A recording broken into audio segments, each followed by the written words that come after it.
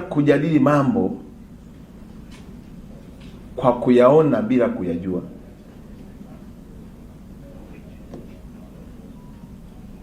Na mwisho tunaamini tunajua kila kitu.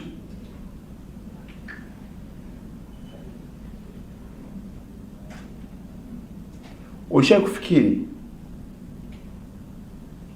mtu uko naye anaongelea mema juu ya nchi yako,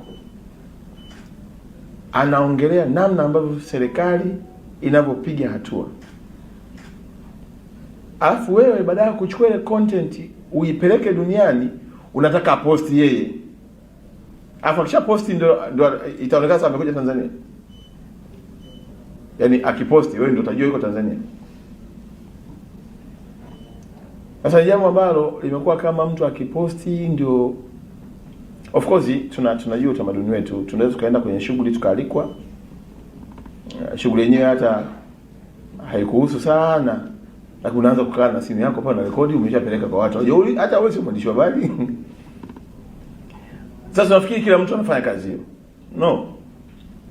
Hawa watu wakubwa tunapowaengage tunaanzia mahala kwenda twako kutaka. Ndoto yangu mimi ilikuwa sio Leo aposti kwenye mtandao. Na nimemwambia Leo usiposti. Ndoto yangu mimi ilikuwa Leo aje hapa kupitia agency yake anisaidie kuscout vijana wazuri wa talent ya Kitanzania waende kucheza duniani ambako yeye anajua kona zote za dunia. That is my dream. Post is one day. Actually, anaweza kupost leo kesho akaposti kitu kingine.